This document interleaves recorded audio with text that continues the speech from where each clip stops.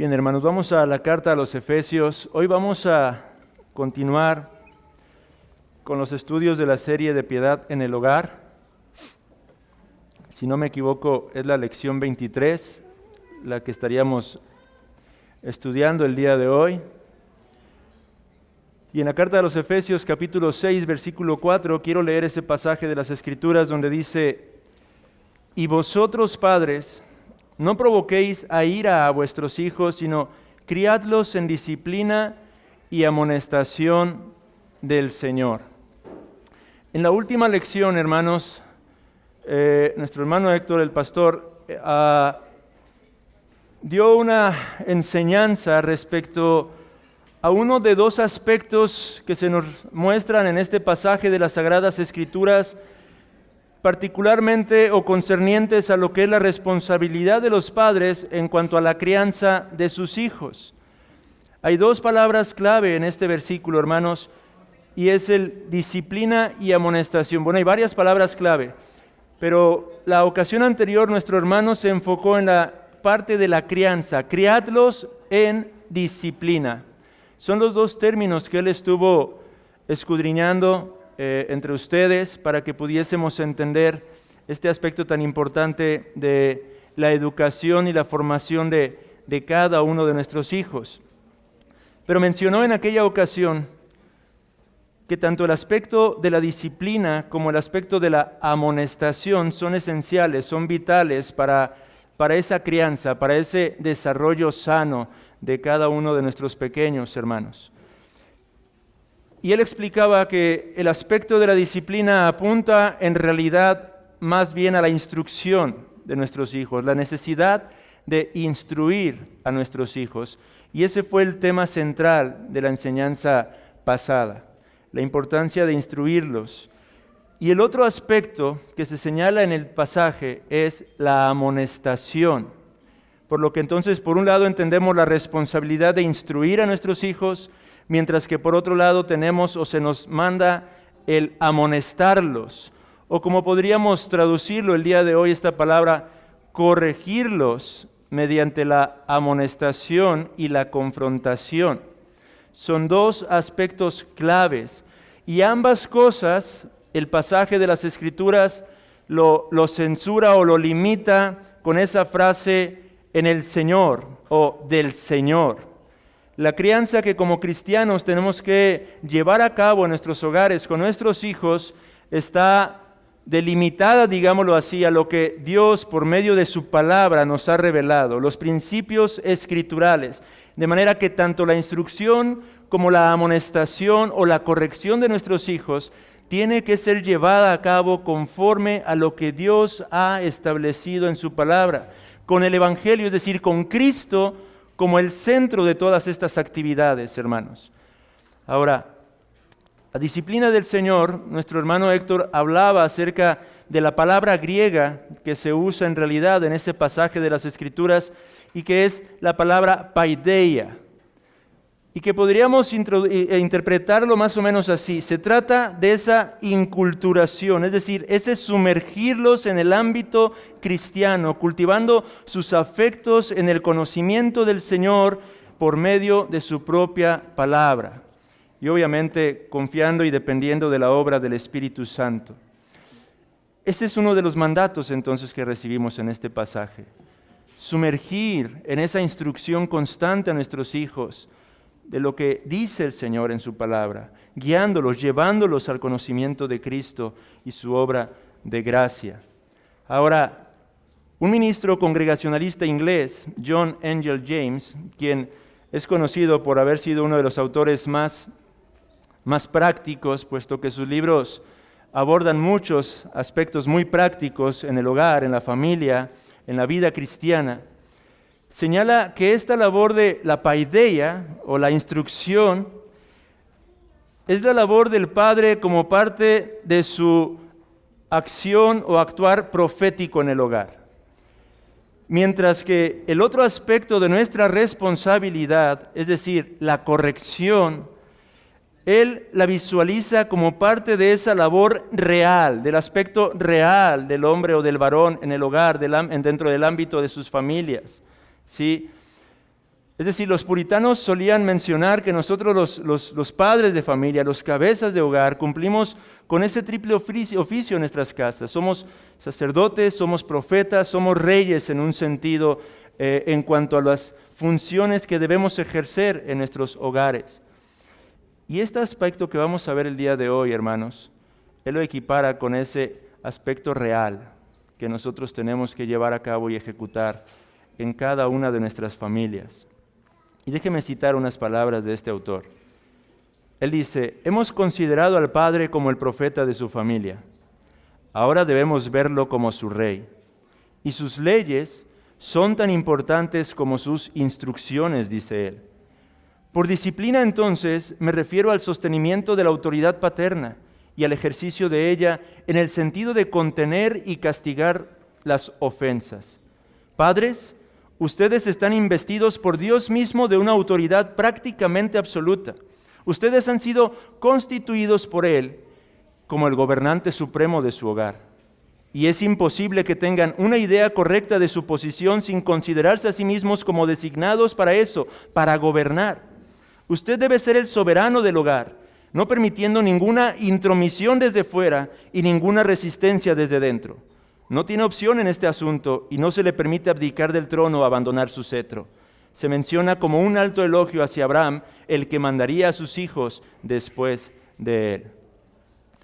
Con esta cita, hermanos, quiero enfatizar este aspecto tan importante que vamos a estudiar el día de hoy. Como padres de familia, hermanos, se nos ha dado no solo la responsabilidad de instruir constantemente a nuestros hogares, pero de gobernar nuestros hogares. Y esto implica varias cosas. Una de ellas es que debemos estar dispuestos a establecer las reglas bajo las cuales se ha de regir nuestra familia. Y debemos estar dispuestos a hacer que éstas se cumplan. O de lo contrario, también debemos estar dispuestos a ejercer la disciplina correspondiente por el bien de nuestros propios hogares, hermanos.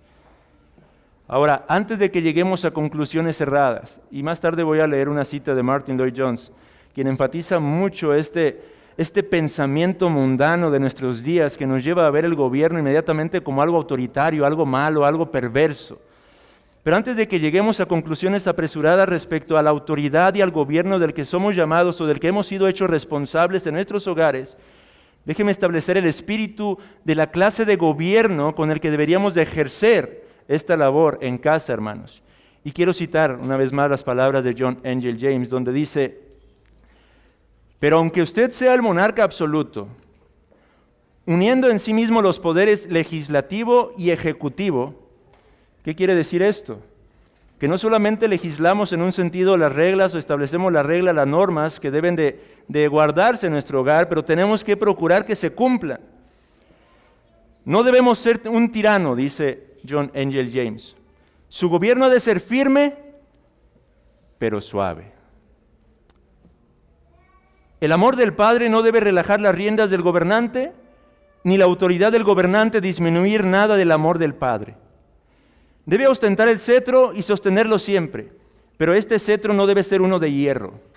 Nunca debe permitir que sus hijos se aparten del yugo, pero este debería ser un yugo del que no tengan deseos de apartarse, porque debe tratarse de un yugo fácil y ligero.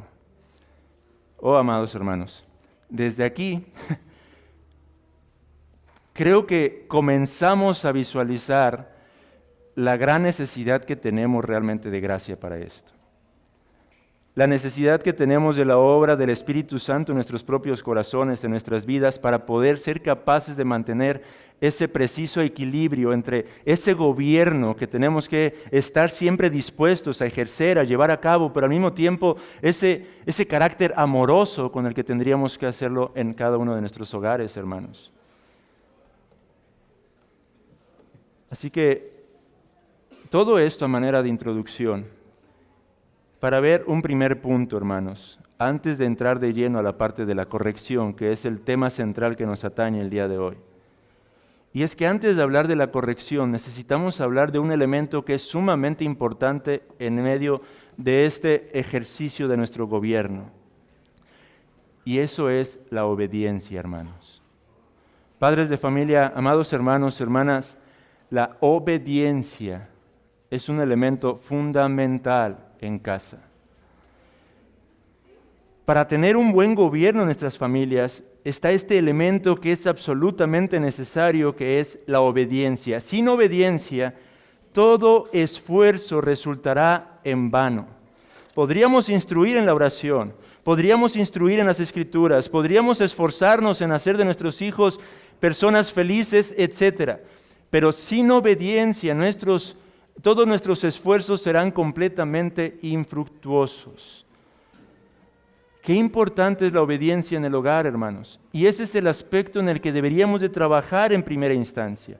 Ahora, ¿qué queremos decir con la palabra obediencia? John Abbott, otro autor de un magnífico libro que tenemos en la librería, por cierto, La Madre en el Hogar, dice lo siguiente: con la palabra obediencia no me refiero a ceder de manera lánguida y tardía después de repetidas amenazas.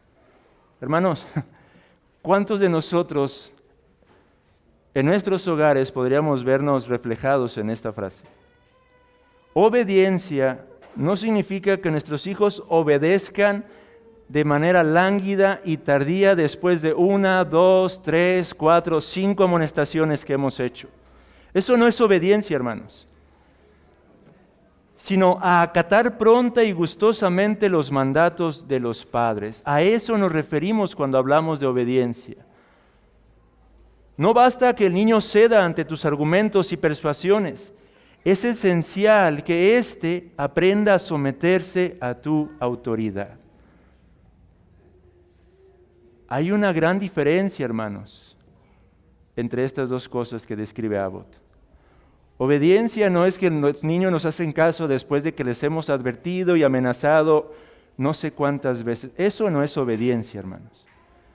Obediencia es cuando ellos escuchan nuestro mandato, nuestra orden, y gustosamente se someten a ella y están dispuestos a llevar a cabo lo que se les ha pedido. Y a eso nos referimos por obediencia. De hecho, John Abbott usa una ilustración de una niñita que se encontraba enferma, y su madre o el doctor le recetó un medicamento para que tomase. Pero ella no quería tomar el medicamento. Y es que, niños, los medicamentos saben mal, pero nos hacen bien. Y la madre, tratando de persuadirle, convencerle, argumentando, no logró hacer que aquella niña se tomara el medicamento. Algunos de nosotros, quizá viéndonos en ese escenario, podríamos incluso llegar a mentir a nuestros hijos. No nos sabe mal, hijo, tómatela rápido. Pero de eso no se trata, hermanos. Ellos tienen que aprender a someterse a nuestra autoridad. Y aunque en ocasiones es sabio el poder explicarles y darles algunas razones de alguna cuestión en particular, ellos tienen que aprender a confiar en nosotros de tal manera y a someterse a nuestra autoridad de tal manera que si nosotros le decimos, hijo, tienes que tomarte este medicamento, simplemente lo hagan. John Abbott va en su historia más dramático y termina falleciendo la niña por no haberse tomado sus medicamentos.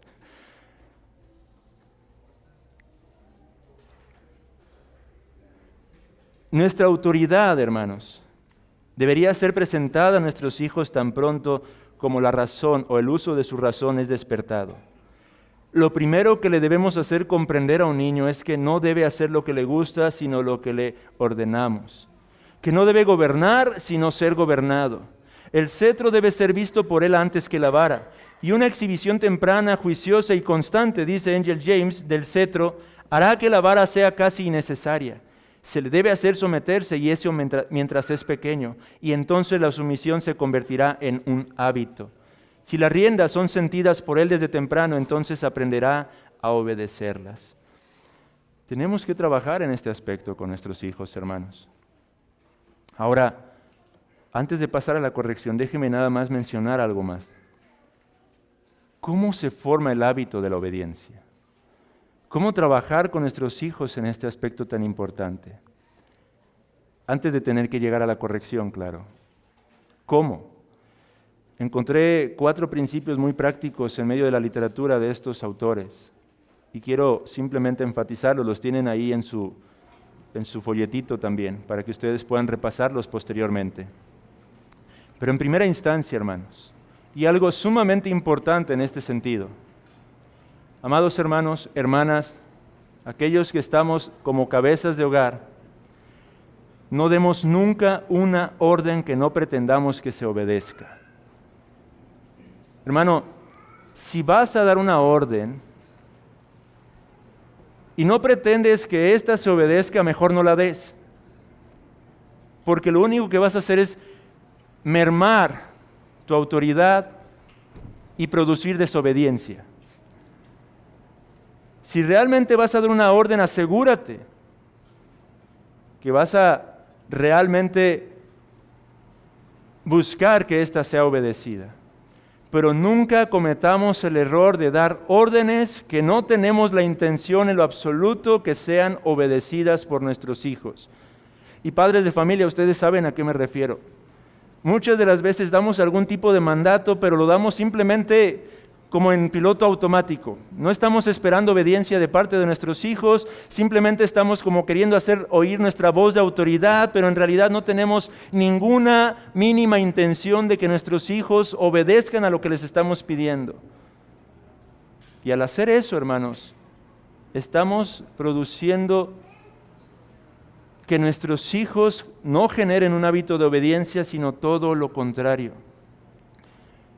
En segundo lugar,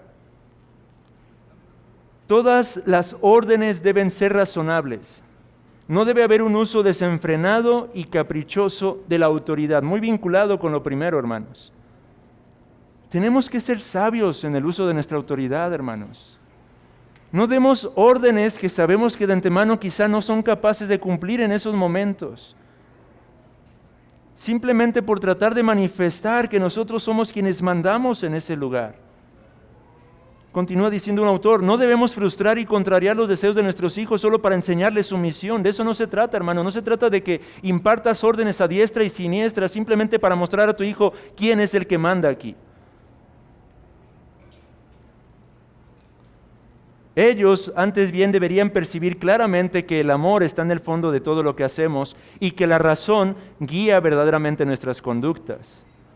Ellos tendrían que poder palpar, hermano, que es por amor que tú lo estás dirigiendo, que tú le estás dando esas órdenes, esos mandatos, y que todo lo que tú le pides realmente es con sensatez, porque estás haciendo un uso correcto de la razón.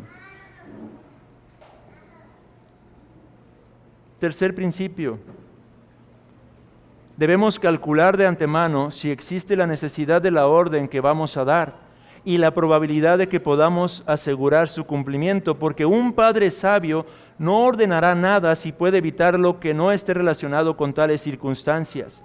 Las órdenes, dice otro autor, deben ser cosas sagradas, no emitidas por deporte para que el niño juegue con ellas. Solo debe ordenarse aquello que sea sabio y debe obedecerse todo mandato que se emita. Todo esto va vinculado con los primeros dos principios, hermanos. Hermanos, tenemos que crecer en nuestra sabiduría en cuanto al gobierno del hogar. Hace algunas semanas, una hermana luchando por algunas cuestiones de su forma de relacionarse con otros hermanos, con otras hermanas, el pecado en el que incurría y todo esto, ella decía, hermano, es que ayúdeme, ore por mí, para que pueda crecer en sabiduría. Yo le dije, sí, hermana, voy a orar por usted, pero la oración no va a ser suficiente.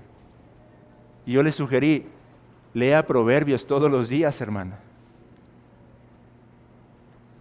Un plan de lectura que sigue un amado hermano incluye dentro de los apartados que él usa a través de la palabra del Señor, que todos los días lee un capítulo de Proverbios según el día de la semana. Es decir, si hoy es día 13, lee Proverbios 13. Si mañana es 14, lee Proverbios 14. Todos los días, todas las semanas, todos los meses está leyendo Proverbios. Y amados hermanos, necesitamos leer Proverbios, necesitamos estudiar Proverbios, necesitamos conocer los Proverbios, porque allí hay fuente de sabiduría para todas las cuestiones prácticas de nuestro día a día. Si te preguntas, amado hermano, ¿cómo puedo discernir cuáles son las órdenes sensatas y cuáles son las insensatas? Estudiemos Proverbios, hermanos. Porque si nos pusiéramos aquí a buscar o a pensar en situación tras situación, se nos iría todo el día en eso, hermanos. Y un último principio para poder formar el hábito de la obediencia. Cuando has discernido que la orden es necesaria, que es sensata, y la has dado, obliga invariablemente a tus hijos a obedecerla. Por eso tenemos que calcular, hermano. Porque una vez que has dado esa orden, sí o sí, tiene que ser obedecida, hermanos. Una vez que ya has dado un mandato a tu familia, a tus hijos, tienes que asegurarte que ésta se cumpla, hermano. Por eso es que tienes que primero razonar y revisar los otros puntos antes de emitir ese mandato. No hacerlo a la ligera, hermano. Porque una vez que tú hagas esa orden, entonces ellos tendrían que obedecer. ¿Y qué pasa si no obedecen? Es donde entramos en la corrección. Y ese es el punto número 2 y el punto central de nuestra enseñanza el día de hoy. ¿Qué pasa cuando mis hijos se rebelan contra mi autoridad? Cuando rechazan el mandato que les he dado. Tenemos que corregir a nuestros hijos, hermanos. Ahora déjeme leer aquí una cita de Martyn Lloyd-Jones respecto a este pensamiento mundano de nuestros días que ven la corrección como algo inadecuado. La psicología moderna se ha introducido en el pensamiento cristiano aún, hermanos. Y no tienen idea de hasta qué punto, hermanos. Estudiando otros temas importantes respecto a las cuestiones prácticas de la vida cristiana, me he dado cuenta de cuán plagados estamos de corrientes psicológicas modernas que van completamente opuestas a lo que la Biblia enseña, a lo que Dios dice en su palabra. Y este tema de la corrección, amados hermanos, a menudo causa dificultades aún en los ámbitos cristianos. Y Martyn Lloyd-Jones dice lo siguiente al respecto: la enseñanza bíblica afirma que el hombre, por ser una criatura caída, por ser un pecador y un rebelde, por ser una criatura de deseos y pasiones y gobernada por ellos, el hombre es un ser que debe ser refrenado por la fuerza y obligado al orden. ¿Por qué es necesaria la corrección muchas veces, amados hermanos? Porque la Biblia describe cuál es la naturaleza del ser humano. ¿Cuál es la naturaleza de mi propio corazón y del corazón de cada uno de nuestros hijos, por muy bellos que estos sean para nosotros? Somos pecadores. Y nuestra tendencia es obedecer nuestras pasiones y nuestros deseos, y ya que nuestras pasiones y nuestros deseos se encuentran en un estado caído, estos se inclinarán continuamente hacia el mal. El principio, dice Lloyd-Jones, se aplica de igual manera a los niños como a los adultos. Tanto unos como otros son culpables de conducta desenfrenada, crimen y desviación de la ley del país y de la ley de Dios. Pruebe cualquier otro método y habrá un retorno al caos, como ya hemos estado comenzando a experimentar. La enseñanza bíblica basada en el carácter y la naturaleza de Dios, enseñanza que reconoce que el hombre está en un estado de pecado, requiere que la ley sea ejecutada por la fuerza para que los hombres puedan ser llevados al punto de ver y conocer a Dios. Luego podrán ser conducidos a la gracia y entonces, finalmente, podrán ser conducidos a poseer y obedecer la ley superior bajo la cual les será un deleite agradar a Dios y honrar y guardar sus santos mandamientos. ¿Qué está diciendo Lloyd-Jones en pocas palabras, hermanos? Traduciéndolo a nuestro contexto, que nuestros hijos se van a rebelar constantemente, hermanos.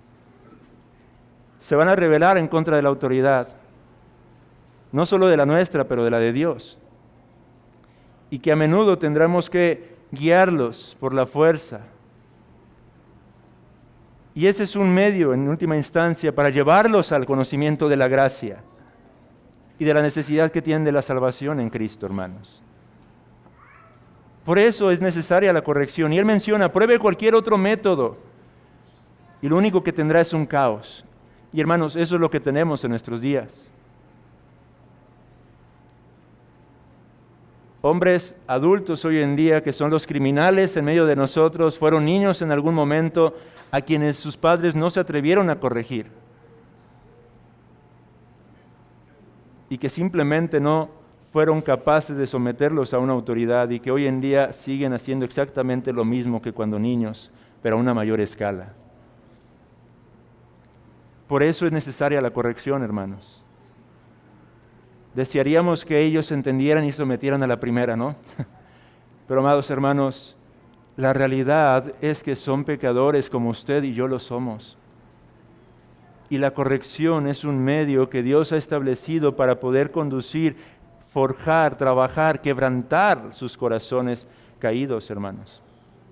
Ahora, hay dos aspectos en la corrección que son los que quiero ver el día de hoy.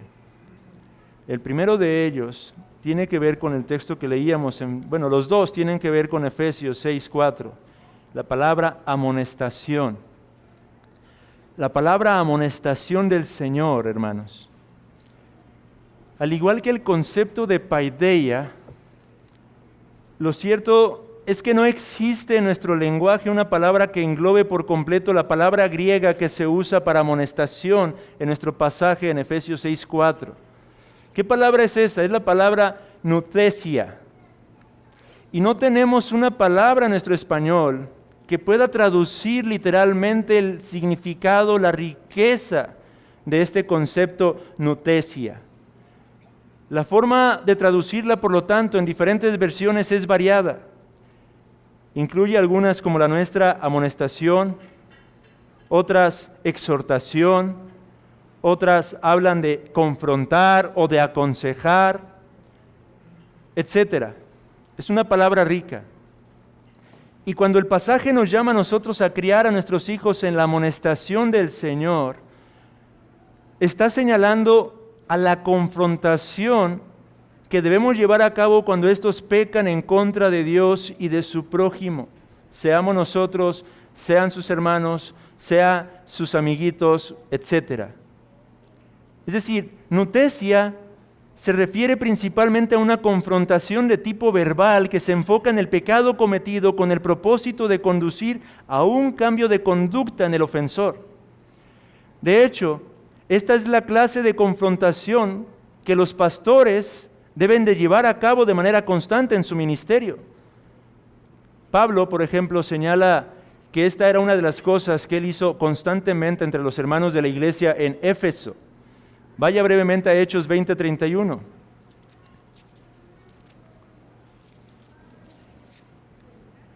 Hechos 20:31, el apóstol Pablo está exhortando a los ancianos cuando se está despidiendo de la iglesia. Y él les dice, por tanto, velad, acordándoos que por 3 años de noche y de día no he cesado de amonestar, es la misma palabra griega, con lágrimas a cada uno. Pablo, en medio de su ministerio y de su oficio, llevaba a cabo esta labor de confrontación constante en la iglesia de Éfeso. Él estaba involucrado en esta práctica continua de mostrar el pecado a los miembros de la iglesia, de llevarlos al arrepentimiento, de llevarlos a la santidad, a la vida de comunión con Dios de manera constante. Esa era una labor que él llevaba a cabo y dice, lo hacía con lágrimas en los ojos. Y esa es una labor que los pastores deben de llevar a cabo. De manera que trasladándolo a lo que estamos meditando ahorita, al momento en que nuestros hijos pecan, nosotros debemos estar dispuestos a confrontarlos con su pecado para conducirlos por medio de las Escrituras al abandono de esa conducta inmoral. Y por inmoral no solamente estamos hablando de cosas sexuales, inmoral es todo lo que va en contra de la ley. Y encauzarlos por el camino de justicia señalado en su preciosa palabra. Esta clase de amonestación, amados hermanos, en su uso bíblico, entonces tiene como meta enderezar al individuo, cambiando esas normas de comportamiento para que éstas sean conformadas a la norma bíblica. Ahora, quiero poner un paréntesis aquí, porque creo que esto ha sido el error que han cometido muchos cristianos en el pasado. Porque esto no debe ser considerado de una forma meramente legalista. Como cristianos entendemos la importancia de la obra del Espíritu Santo. Y sabemos que nosotros tenemos que moldear y quebrantar esos corazones, pero en última instancia, el único que puede hacer una obra de raíz de fondo es la persona del Espíritu Santo en esos corazones, hermanos. Así que por ello, la amonestación o confrontación incluye siempre el ministerio de la palabra. Y todo esto debe ser hecho efectivo solo por el poder del Espíritu del Señor. Amado hermano, déjeme traer un ejemplo de esto, de la vida práctica. Imagine que su hijo ya le desobedeció. Usted tiene que confrontar a su hijo. Pero a veces no es simplemente suficiente con decirle que ha pecado. Tenemos que mostrarle la gravedad de su pecado. ¿Qué es la rebeldía, amado hermano? ¿Cómo usted podría confrontar a su hijo por haberle desobedecido? Alguna vez lo que yo he hecho lo podemos ver en Proverbios.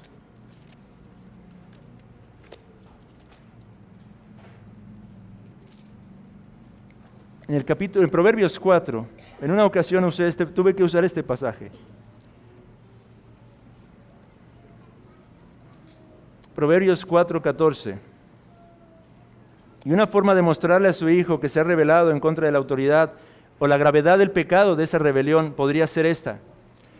Usted puede leerle este pasaje donde dice, versículo 14, no entres por la vereda de los impíos, ni vayas por el camino de los malos. Déjala, no pases por ella, apártate de ella, pasa. Porque no duermen ellos si no han hecho mal, y pierden el sueño si no han hecho caer alguno. Porque comen pan de maldad y beben vinos de robos. Mas la senda de los justos es como la luz de la aurora que va en aumento hasta que el día es perfecto. El camino de los impíos es como la oscuridad. No saben en qué tropiezan. Hijo mío, está atento a mis palabras, inclina tu oído a mis razones. ¿Qué podemos mostrarle aquí a un niño?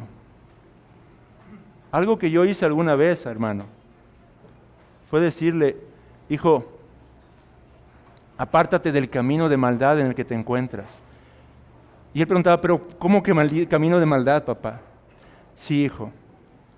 Esto que acabas de hacer te introduce en ese camino que conduce hacia donde están en este preciso momento esos homicidas que se encuentran en la cárcel, o esos hombres perversos que raptan pequeños, esos hombres perversos que actúan de esas maneras que a ti te asustan, hijo, comenzaron en algún momento en este camino, en el camino de la desobediencia, hijo. Y si tú no te apartas de este camino, tarde o temprano vas a llegar a ese mismo lugar. ¿Te das cuenta, hijo mío, de lo grave que es tu pecado? ¿De las terribles consecuencias hacia donde te puede conducir tu maldad en estos momentos?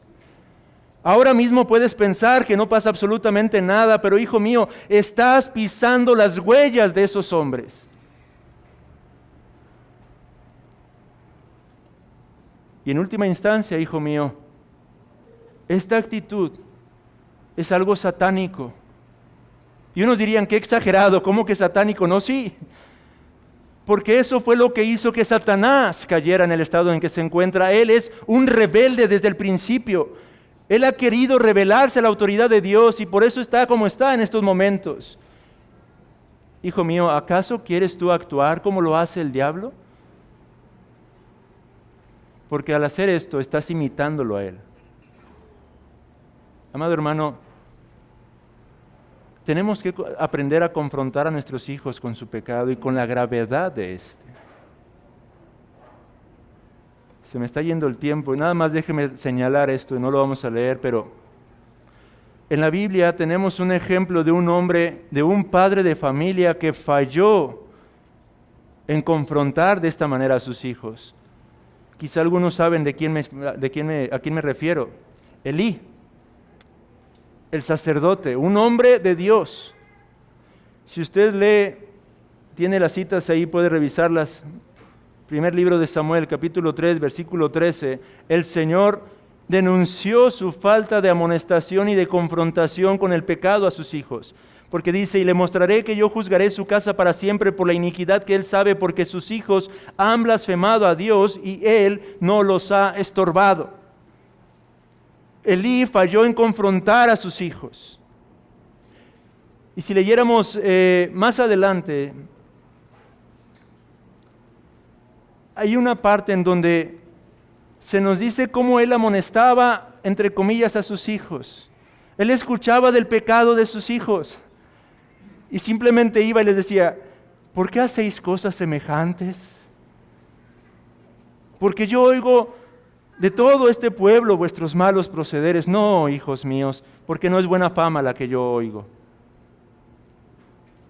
Esa no es la confrontación a la que nos llama Efesios 6:4. A nuestros hijos no necesitamos preguntarles el por qué haces esto, hijo. Nosotros sabemos por qué hacen lo que hacen. Tenemos que mostrarles más bien lo que están haciendo y las consecuencias de ello. Elí no necesitaba pedir razones a sus hijos, él sabía por qué causa estaban actuando de esa manera. A eso se refiere la confrontación de la que hablamos. Dice un autor, el énfasis de Elí en el por qué puede indicar uno de sus fracasos como padre. No era asunto suyo especular sobre las causas de los malvados actos de sus hijos, más allá del hecho que él ya conocía, es decir, que eran pecadores. Su deber era el de refrenarlos. Amado hermano, aprendamos a confrontar a nuestros hijos con el pecado y la gravedad de este. Pero no se limita a esto la corrección. En ocasiones tendremos que hacer el uso de la vara. No solamente confrontando verbalmente, pero a veces tendremos que corregir físicamente. ¿Y dónde encontramos eso en la Biblia? Bueno, ¿dónde no encontramos eso en la Biblia? Muchos proverbios podríamos citar, déjenme leer nada más 4, de manera muy breve y rápida. La necedad, dice Proverbios 22:15, está ligada en el corazón del muchacho, mas la vara de la corrección la alejará de él. Proverbios 22:15. Proverbios 23:13, no rehuses corregir al muchacho, porque si lo castigas con vara no morirá, lo castigarás con vara y librarás su alma del Seol. Proverbios 29:15, la vara y la corrección dan sabiduría, mas el muchacho consentido avergonzará a su madre. Amados hermanos, ¿no hemos comprobado esto muchas veces? Por falta de diligencia de nuestra parte en corregir a tiempo a nuestros hijos en casa, en ocasiones públicamente terminan avergonzándonos con sus actitudes rebeldes. Proverbios 13:24, el que detiene el castigo a su hijo aborrece, mas el que lo ama desde temprano lo corrige. Y observe cómo dice John Angel James respecto a esto. ¿Cuántos hay que odian así a sus hijos? Una expresión muy fuerte, lo admito, y sin embargo estas mismas personas serían consideradas los padres más cariñosos. ¿Permitiría usted que los cuerpos de sus hijos perecieran en lugar de hacerlos sufrir para erradicar una enfermedad que si se permitiera que permaneciera sería fatal? ¿No sería esto odiarlos? ¿Y cómo llamas a esa conducta que en lugar de hacerles sufrir corrigiendo sus faltas, permite que toda clase de enfermedades morales aumenten, se agraven y corrompan el alma? Querido padre de familia, tú que nunca corriges a tu niño, escucha la acusación y deja que se estremezca en tu corazón, despertando emociones de horror, porque eres un aborrecedor de tu hijo. Tu amor insensato es infanticidio, dice el autor. Tus abrazos crueles están abrazando a tu hijo hasta la muerte. Al no corregirlo, estás cometiendo un pecado de los más graves y tu propia maldad, al no corregirlo, te corregirá al fin a ti mismo. Fin de la cita. Hermanos, tenemos que corregir a nuestros hijos. Pero si me dan 7 minutos más, puedo nada más mencionar rápidamente los principios para esa corrección. Los menciono brevemente, hermanos. Ustedes pueden revisarlos ahí, porque ya es hora de concluir. En primer lugar, nunca castigues en un estado de ira. Algunos padres nunca pueden castigar excepto cuando nunca deberían hacerlo, es decir, cuando están enojados. Esto es ser movido por nuestras pasiones y no por los principios bíblicos, hermanos. Y al actuar de esta forma, lo que el niño percibirá, y no sin razón, es que usted tiene la intención de calmar su mal genio y no de buscar y promover el bienestar de su pequeño. Ningún padre en tal estado puede estar en condiciones correctas para llevar a cabo una disciplina sabia y justa con respecto al tipo y grado de ofensa. Segundo lugar, examine pacientemente la ofensa antes de castigarla. Tercer lugar, nunca castigue al niño cuando no haya obrado mal intencionalmente. En cuarto lugar, para que la disciplina sea eficaz debe ser constante e invariable, no irregular ni caprichosa. Los arranques ocasionales de rigor, por violentos que sean, pero que van seguidos de largos periodos de indulgencia permisiva, nunca son provechosos y pueden más bien perjudicar. Siguiente, sea consciente de que hay una gran diversidad muy grande en los temperamentos naturales de los niños, es decir, algunos son distintos de otros. No podemos ni debemos tratar de disciplinar de la misma manera a uno y a otro. Hay algunos cuya naturaleza es más necia que otros. Otros, por medio de la persuasión, rápidamente ceden. Y último, ambos padres deben siempre unirse para apoyar la autoridad familiar. Un espectáculo verdaderamente lamentable y perjudicial es el que se observa en algunos hogares cuando una madre cariñosa, o viceversa, contrarresta los efectos del castigo paterno. De esta manera, muchos niños han sido a veces endurecidos en su pecado y, peor aún, han sido puestos en contra del padre o la madre y conducidos finalmente a la ruina de sus almas. Hermanos, y por sobre todas las cosas, recordemos el Evangelio con nuestros hijos. No basta con mostrarles el pecado, mostrémosles la gracia que hay por medio de la cruz.